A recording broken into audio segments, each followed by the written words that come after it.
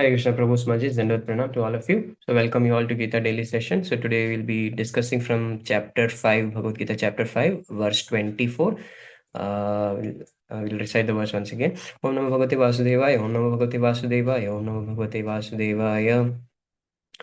यो अन्तः सुखो अन्तरारामस्तथान्तर्ज्योतिरेव यः स योगी ब्रह्म निर्वाणं ब्रह्मभूतोऽधिगच्छति. I repeat, यो अन्तः सुखो अन्तरारामस्तथान्तर्ज्योतिरेव यः स योगी ब्रह्म निर्वाणं ब्रह्मभूतोऽधिगच्छति. Translation and purport by His Divine Yashesha Bhaktivedanta Swami Srila Prabhupada, Jai Srila Prabhupada. One whose happiness is within, who is active and rejoices within, and whose aim is inward, is actually the perfect mystic. He is liberated in the Supreme, and ultimately he attains the Supreme. I'll try to discuss a few points from this verse. So this verse particularly speaks about, if you see the inner peace. So how we can attain that inner peace. Who attains that inner peace, and what is the result? So if we attain that inner peace, if we are able to see the pleasure within, that happiness within ourselves, one who is rejoices within, and his aim is inward. So everything it's mentioned thrice here: Anta Sukha, Antar Aramas, and Antar Jyotir. So the knowledge, everything is inward. So everything is within ourselves. Such a person, what happens is the perfect mystic. So is the perfect mystic. So different mystics, different yogis are there. So the perfect among them is such a person who is always taking pleasure in the self. So that self, it indicates, Srila Prabhupada mentions in multiple places where the self word is mentioned, that within, inward, where all these things are mentioned. So Prabhupada clearly clarifies it, that it is not that we go sit in a secluded place and we try to say that, okay, I can take pleasure within myself, I can meditate and I can do that. That's very troublesome for us. So we are not so elevated that we are able to sit idle and we are able to read, or we are able to read this or read all this and relate all this, and or we are able to chant and then connect with the Lord directly. That's possible on the such an elevated stage, but for us it is always recommended that we stay in the association of devotees and we read this, we recite this, we discuss these verses over and over again, we remind ourselves and slowly elevate ourselves to such a stage where we can feel that connection. So in this verse particularly, it is mentioned, if we are able to attain that stage, then we are able to find happiness within ourselves. There is no need to have any external comforts or external superficial methods, or any superficial external engagements is not required. In the purport, Srila Prabhupada mentions, how can one retire from the external engagements meant for deriving superficial happiness unless one is able to relish happiness from within? So if you're able to relish happiness from within, then there is no need for any external paraphernalia or external comforts for us to make that feel that superficial happiness. So if you're able to get that happiness from within, then from without, from externally, there nothing is required. So that stage we can only feel or experience when we are we have raised ourselves to the platform of a liberated stage. So when we become a liberated person, that's we are eligible for liberation, that mukti stage, then we can actually experience that pleasure from within, or happiness from within. So happiness from within, as in who is within us, that is Paramatma. Lord Krishna is seated within us as Paramatma. So we connect with him through the process of different processes of yogas. So yoga is in connecting Atma and Paramatma. So different processes, different yogas we can follow. So by through any of those, we can connect with the Lord. But there is all different options. But the easiest of that mentioned, Srila Prabhupada has mentioned that the easiest of it, that which Lord Krishna himself mentions, and different authorities confirm this fact, that it is through Bhakti Yoga. So if we follow this Bhakti Yoga process, we can directly attain the stage of Brahma Bhuta stage, Brahma Bhuta Prasannatma. So Brahma Bhuta stage we can directly attain. So in that stage, we come to the stage where we are able to tolerate the urges, tolerate everything, and equanimity. We see everything equally. So in the third chapter, initially we see about racing above the platform of dualities. and the three modes of material nature, Dvandva Atita, Guna Atita. All these points we read multiple times. In third chapter, we can see about Guna Atita, Dvandva Atita, and further also in Bhagavad Gita, multiple places we can see. So, such a person who is not carried away or not affected by the dualities of material world, he can attain such a stage from where he will not return to this material world. He'll attain the spiritual world from where he'll not return. So the eligibility criteria, that is, eligibility criteria is we should not be bound by the three modes of material. We should be guna. We should not be guna ati. We should not be influenced by guna. We should be above that. So guna atita and dvandva atita. We should be free from the dualities also, and we should not be affected by the three modes, effect of the three modes also. So that such a person can attain this Brahma Bhuta stage, having attained which he'll find that pleasure from within, happiness from within. Here it is mentioned, happiness from within, and rejoices within, active and rejoices within, and whose aim is inward. So the aim, he wants to, such a person wants to gain knowledge, such a person wants to understand things. So his aim is to that objective of knowledge, whatever he wants to gain, is to understand that person within, that's Paramatma, Atma, Paramatma. So to know that, so if you see the 13th chapter, six questions Arjuna asked altogether about Kshetra, Kshetrajna, Prakriti, Purusha, Jnana, and Jnayam. So Jnana, the object, the Jnana, the real knowledge, and the Jnayam, the uh, object of the knowledge. So that is asked there. So further in 13th, 14th chapter, we understand there. So that object of that knowledge. So that knowledge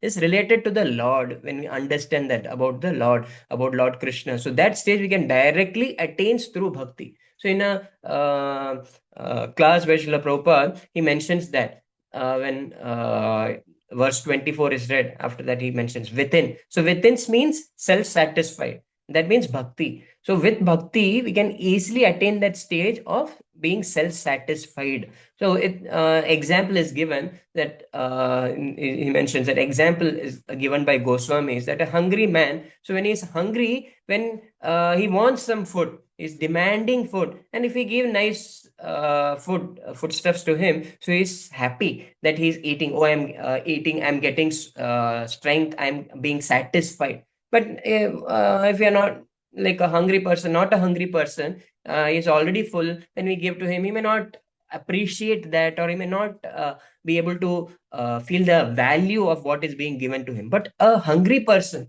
and he is in need, or he's demanding food. Such a person, when you are giving, he feel that okay, I'm eating something. Oh wow, I'm doing something. He feel that energy. So I'm satisfied. I'm getting strength. Similarly. When we come to the Krishna conscious process, we begin when we chanting, when we are beginning the process, when you are new to Krishna conscious process. So you feel that I'm doing something, I'm getting that spiritual strength. We feel that. But slowly over a period of time, if we are not properly following that, and we are not getting this knowledge, or when we are not reminding ourselves that why we are chanting, why we are doing what we are doing, if we are not gaining that knowledge, then it all becomes very monotonous, and it becomes like a robot. We, without the actual taste of it, we are just doing it, keep on doing it, then we may lose the taste. It is mentioned, if somebody is disturbed, if you are, Srila Prabhupada mentions, if somebody is disturbed, then it is to be understood that this is something acute. But if he is in a normal condition, if he, Srila Prabhupada gives that guarantee, if he is in normal condition and he's following the regulative principles, he's following the regulations, and he's chanting, then he will feel, yes, I am doing something, I'm getting something from this, I'm benefited from this process of chanting, and I'm getting satisfaction, I'm getting the strength, I'm feeling that spiritual advancement. So that is automatically taken care by the chanting process. So when we are getting that knowledge, so when we get that knowledge about the person who is within us, that is first we have to understand that this is not the body, there's something inside, that is Atma, and then superior, so Paramatma. So Atma, Paramatma, we look into ourselves and trying to gain that knowledge. So here it is mentioned whose aim happiness from within. So we try to understand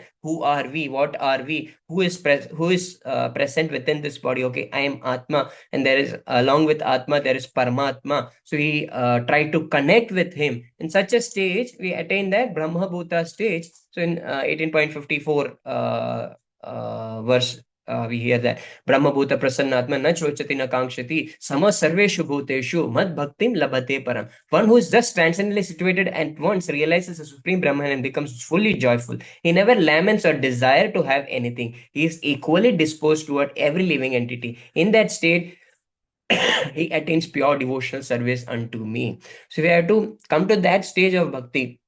If we have to, it's proportionally given that one a person who rejoices within, who sees within, and who takes pleasure within, who seeks happiness within, such a person can come to the Brahma Buddha stage. And one person who comes to Brahma Buddha stage, he can attain pure devotional service. So I understand that point, that when you come to devotional service, that we are crossing that Brahma Bhuta stage, that we are going above that stage of Brahman stage, or three levels of understanding Lord, that first as Bhagavan, then as Paramatma, then as Brahman. So we are already crossing that stage. But if we are not on the process, devotional process of, or if you are not trying to be devotees, or if you are not on the devotee platform, if you are on the impersonalist platform, then for us the last word would become as Brahma Bhuta stage, that Brahman realization is the ultimate. But for a devotee, that is not the ultimate. So in Brahma Bhuta stage, Brahman stage, what happens is it's considered to be a suicidal mission, that we are trying to eliminate our individuality, and we are trying to individuality and identity, and we are trying to merge with the Supreme. So that it is considered to be self-destruction, or suicidal stage, that we are trying to eliminate our individuality or identity, and we are trying to merge with the Lord. But for devotees, they go beyond this Brahman stage, then Paramatma stage, and then the Bhagavan aspect, that is the personal aspect of the Lord. For such a devotee, he will not go beyond this impersonalist aspect. So he for him, whatever problems, whatever anything comes for him, he just want to serve the Lord, whatever situation, whatever circumstance he may be put in, come what may, but I want to be in the service of the Lord.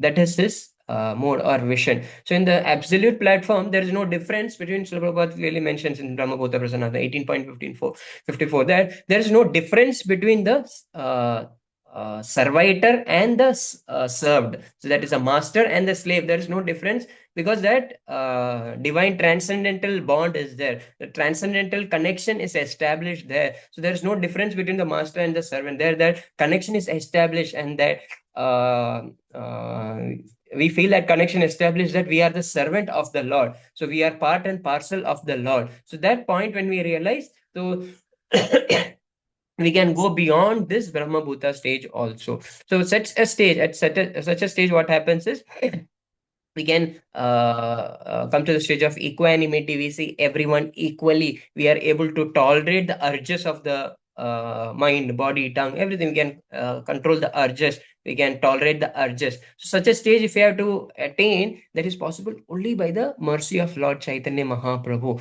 and mercy of devotees, Guru Parampara, Srila Prabhupada. If we get that mercy, if we genuinely seek that mercy, and we in the association of devotees, we discuss this, we hear this, we discuss this, we recite Bhagavad Gita, Bhagavatam, when you're learning these scriptures, then what happens? Even though we may be in this material world, but we can establish this connection with the Lord who is seated within, and we can connect with the spiritual world. So this place, which is full of miseries, is, the spiritual world, it's the Lord's world. So there dukhalay mashashvatam point is here, material world. That place, spiritual world, is opposite to this. So it is Sachidananda Vigraha Swarupa Bhagwan, and his dham is also similar to him. But when it comes here, it is Dukhalayam Ashashvatam, a temporary place. So in the temporary place here, Srila Prabhupada mentions that different Vedas, different scriptures, everything mentions about different karmic processes. You do this, you get that, you do this, you get that, and slowly gradually elevate us to that platform to understand the Lord. But instead of going through all the different processes, going through all the Vedas and coming to the conclusion, an intelligent person will take the shortcut, that who has gone through all the Vedas, he has summarized the Vedas. Such a person's instruction we try to follow. The great Mahatmas, Mahajanas, there has given this to us, Lord Shiva, who has gone through all the Vedas and concluded that Narayana is a supreme and we have to worship him. Lord Vishnu or Lord Krishna is a supreme, we have to worship him. That is the conclusion of all the essence of all the Vedas, all the literatures, all the scriptures. So at that point, our authorities have already confirmed it to us. So we can directly follow that. Otherwise, we go in fifth chapter and sixth chapter, we see the yoga ruda, yoga ruksha stages and beginning. So we have to work, or we have to take renunciation, or we have to work with a detachment. So that point is there in fifth chapter, and in sixth chapter, yoga ruda, yoga ruksha stage is mentioned. So in that, what happens? The first stage, initially it is said that we have to work, but we have to work for the Lord. So when we work for the Lord and we seek the mercy of the Lord and Lord Chaitanya Mahaprabhu, his representatives, spiritual masters, our Guru Parampara, or Guru Maharaj, and the devotees, then though we are in the material world, we can connect to the Lord in the spiritual world. Srimad Bhagavatam, first canto, second chapter, sixth verse is mentioned. Savai pumsam paro dharma yato bhaktir adokshaje ahetuki apratihata yatma suprasidati. The supreme occupation, dharma for all humanity, is that by which men can attain to loving devotion service unto the transcendental Lord. Such devotional service must be unmotivated and uninterrupted to completely satisfy the self. So, about the satisfaction of the self, that satisfaction is easily attainable if we perform devotional service, loving devotional service. That terms and condition is given, that unmotivated and uninterrupted. So, it will not be a mixture, the karma mixture or jnana mixture, or different mixtures it may be. So, without any mixtures, if we are doing that without any other motives, uninterrupted and unmotivated, that devotional service can satisfy the self. So that's satisfaction we'll get. At that stage, we completely come to that stage. So that is the supreme dharma. That is the ultimate dharma of everyone. So the sages gathered at Naimisharanya, headed by Shaunaka Rishi, Shaunaka Rishis. So they inquire from Sutta Goswami, what is the highest welfare activity or occupation for everyone, for humanity. There, Sutta Goswami mentions that the highest occupation. So you have asked so many questions. It is all for the welfare of the humanity. The supreme occupation, the dharma, is loving devotion service unto the supreme Lord. And when we follow that unmotivated and uninterrupted, we can completely satisfy the self. That satisfying the self, that process that is mentioned here in 5.24 verse. And here in the previous few verses, we see that point as well. From 19th verse, we see 5.19 to what is a the Brahman platform, what happens and how to attain that Brahman platform. And then 20 and 21st verse, we see the symptoms of a self-realized person. Then 22, we see though we know that the self enjoyment, it brings distress, but still that urge is there. So what to do? We have to tolerate that urge. Then further in 23rd, it is mentioned about tolerating, and Lord says, for tolerating, it is not required that we stop or we control it artificially. So when you, in the second chapter, initially we see about the higher taste. So when you get a higher taste, automatically the lower taste, the taste for the lower propensities or lower enjoyments, we will forget. We connect to the Supreme Lord. The highest taste is experienced in the devotional service. So when we taste that, when we get that taste for highest achievable form, that is highest form, that is about devotional service, when we attain that stage, then all the lower attachments or lower taste will not like or will not indulge in that. So here Lord is saying about that lower taste. So it's mentioned here about from within we have to seek that pleasure or happiness from within. But we should not mistake it. So Baba has mentioned it should not be mistaken that we go to a secluded place and we see, okay, I'm so elevated, I'll sit here and I'll do this, I'll do that, nobody's there to see, I'm taking pleasure in the self. So taking pleasure in the self, we connect with the inner Lord. We connect with the Lord as Paramatma is seated within us, and we have to understand that Paramatma. Then we have to understand who we are. We are Atma. We are part and parcel of the Lord. We Atma, then Paramatma, then Bhagavan. All these points, when we understand, we can come to that stage where our happiness is within, that is anta sukha, and our we relish it inwards, antar arama, relish it inwards, and our sight is also towards inside, that is antar jyoti. We can attain that stage. When we attain that stage, what is the result further? We see. So this particularly the fifth chapter, 19 verse to 25th verse, we see that process. At the self-satisfied person, what happens with what happens, and what is the result, and how to attain, and what is the symptoms. So similar lines we see in the second chapter of Bhagavad Gita also, from 54th verse, about sthita prajna vyakti, sthita prajna person, symptoms of a sthita prajna person. So Arjuna asks, how does he sit, how does he walk? So similar lines we see here also. Is situated, self-satisfied. So he knows that there is whatever is there, whatever and everything is there. This is all. We can take pleasure or take happiness from all of this only once everything is engaged in the service of the Lord. As we are the servants of the Lord, we can be happy only once we connect with the Lord. Otherwise, in this material world, every stage we are trying to seek happiness. The search in we are all in search of happiness. So for a child, for a small child, we say you complete and you entrance for first standard, second standard, third standard, for getting an admission into a school. If you perform well, then you get an admission, then your life is settled. Then we say, okay, you complete 10th standard, then you be happy. Then there is no other problem. You become happy. Then they say, just for 2 more years. After you complete 12th, you can be happy. Then you take a degree, then you can be happy. Then you take a master degree, you can be happy. Then you secure a job, then you can be happy. Then you get a higher paying job, then you can be happy. Then you get married, you can be happy. Then you build a house, then you can be happy. Then you make children, you can be happy. That's happiness, search of happiness. This material world, everything is revolving around that search of happiness. So that search of happiness, if we are searching in this material world, we'll never find it. So in this places, dukhalayam ashashvatam, it's though we may find some happiness or pleasure, it is actually a gap between two problems or two distress. When there's a gap, we feel, okay, this is happiness, but it is not the real happiness. It is just a gap between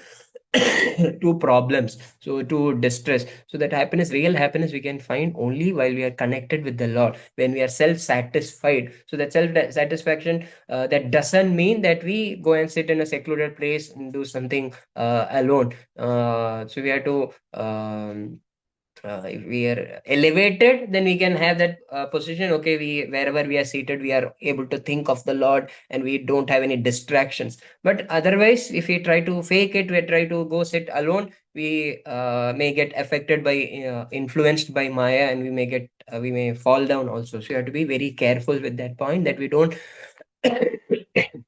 mistake this self-satisfied, or we take happiness from the self. We don't mistake this point. So Srila Prabhupada clearly mentions that. So we have to understand that point clearly, that within means self-satisfied, and that stage is only possible by bhakti. And that if we have to progress there, we have to seek the mercy of the Lord Sri Chaitanya Mahaprabhu, and the Guru Parampara. So today is a very auspicious day, that is Bhaktisiddhanta Saraswati Thakur Maharaj's appearance day. So we can hear about him. Ray, he's Simha Guru, the ray of Lord Vishnu. So Bhakti Vinod Thakur Maharaj's father prayed for a representative of the Lord. So Bhaktisiddhanta Saraswati Thakur Maharaj appeared, and he was such a powerful personalities. We can today we can take that opportunity to read or hear about him. Such opportunities we seek their blessings.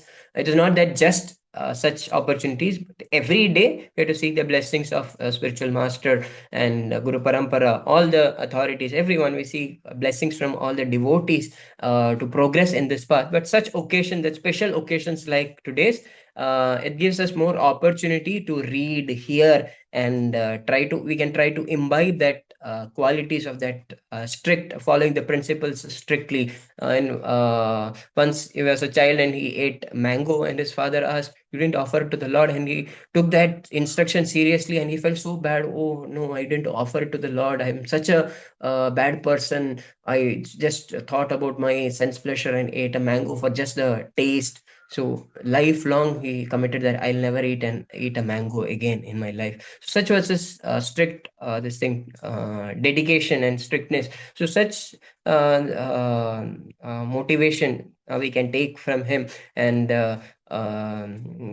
because of him, his instructions to Srila Prabhupada dedicated his life and soul for his spiritual master's instruction. Two instructions he had given about printing books and preaching in the West. So he established International Society for Krishna Consciousness to fulfill that instruction, and other instruction of printing books. So he established Bhaktivedanta Book Trust. So two trusts he formed for fulfilling those instructions of a spiritual master. So we can pray for the blessings of Bhaktivedanta Saraswati Thakur Maharaj. So you can just recite his um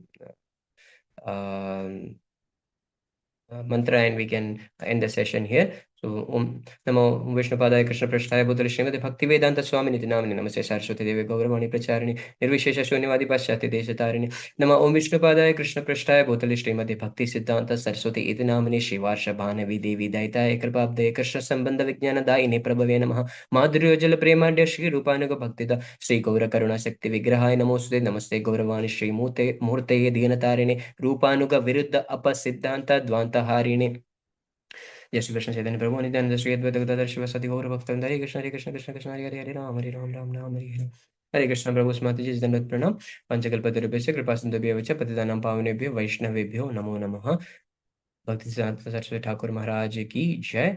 Jagat Guru Srila Prabhupada की जय। ISKCON गुरु वृंद की जय। उपस्थित भक्त वृंद की जय। हरे कृष्ण प्रभु स्माति जी दंडवत प्रणाम।